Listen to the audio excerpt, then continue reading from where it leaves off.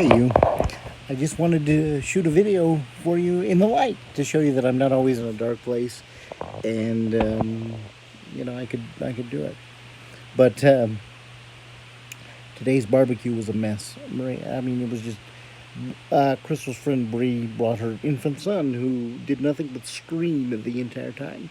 So I didn't really talk to anybody much because all you could hear was the screaming and the just the it was chaotic with the screaming and the mess, and it was just a mess. So there wasn't a whole lot of dialogue. And then when there was, I mean, I got to talk to my cousin's son. He's always cool. Trace is a good dude. I got to talk to him a lot about his school, and he's on the wrestling team and this and that. But and then I overheard my family members talking about me going back to work. My mom said, "Hey, Mark's got a job and he's starting next week, and things are looking good." And then they were like, "Oh, well, Melissa said, oh yeah, good for him."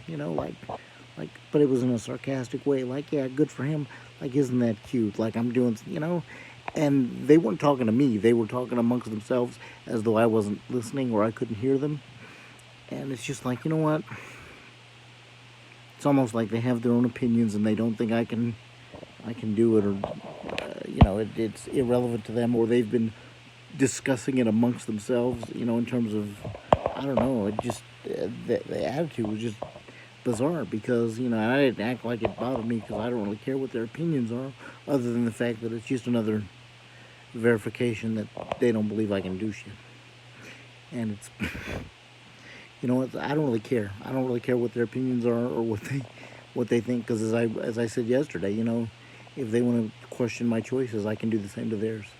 So it it just showed me that how at least my mom supports it and thinks that I can do it, and I should, for myself, because she knows I need it. And so that's really that's good to have at least one person in my corner other than you, Marie. And it honestly it made me really consider how fortunate I am to have people that really do care about my best interest in what I want, and my opinion matters to them, and that they believe in me, that I can actually go and do things and work and have a good life and a life that I want. And oh, by the way, once I have the house that I want, or the whatever where I'm living, I'm awaiting that phone call asking me to come move in. If they can come and move in with me again, because it's going to happen. Not to be a jerk, but I'm just tired of everybody saying that I can't do something when I'm the one that's already done stuff, and they have the short memories and forget about those things when it doesn't fit into their memory banks. Apparently, it's just beyond frustrating because you would hope that your family would be the one that's most supportive, and it seems like they, other than my mother and my aunt, supports it, but has a little, she's cautious about it, but the rest of them don't seem to care, other than the fact that they talk about it amongst themselves, but never address me about it. It's just drives me nuts. But anyway, it leads me to this point, Marie. Thank you. Again, thank you for being the one that never questioned whether or not I should do it. Knew that I should, knew that I had it in me, and believed in me the whole time. Frankly, when I wasn't sure about it myself. And you did more than convince me. You showed me how foolish it was for me to think otherwise. You are the epitome of what I needed. You really believed in me. And we all need people that believe in us and care about us. And, we do need people in our lives. But you've done more than that for me. You've sparked the fire in me that lets me know that, it doesn't matter what anybody else thinks or believes about my abilities. I'm the one that's going to do it. And I'll prove them wrong. So when you do come to family dinners, I hope you sit across from Melissa. And after tonight, Marie, I didn't let my anger and frustration, show, because what's the point of causing a scene? But I was beyond just like, really? You people have some balls questioning you. Oh, yeah. Oh, well, that's good for him. Well, good for Mark. Yeah, well, you know what? It is good for me. But I don't need your tone about it. You know, it's just, it's absurd. But anyway, thank you for being the one person that doesn't see anything but good in this. And it just, it means everything to me. Really, because when everyone else questions your decisions and choices, like you talked about when we were having dinner, you do start to quote, well, maybe it is, you know, maybe it isn't right. Maybe I should think about it. Maybe I should worry about this. But not you. You were steadfast and said, look, you need to do this for you. You can do this. Don't settle for less. Don't just be like, oh, this is good enough, because it wasn't. And I wasn't happy, and that should matter. You know, Marie, thank you for reminding me of all these things. And thank you for being amazing. Thank you for let's talk about those cheesecake bites. Holy balls. Marie, holy, I cannot wait to taste some of those. Those are, oh my gosh.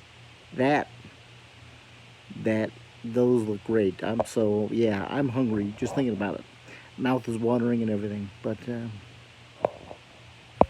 Marie, yeah, I'm looking forward to that, because those looked amazing. That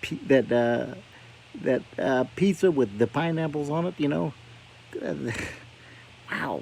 I mean, you know, you just made me look, you know, feel hungry all day. But I mean, those looked amazing, and I hope you had a great day. And just seriously, from the bottom of my heart, thank you. Oh, and by the way, as soon as Joe gives me the go-ahead that I'm actually, like, my start date from Allstate, when they say I can start, that means that this week probably I get to call Social Security and let them know that I'm going back to work. Probably the best phone call I'll ever make. And I'll be thinking about you when I make it, because it's you.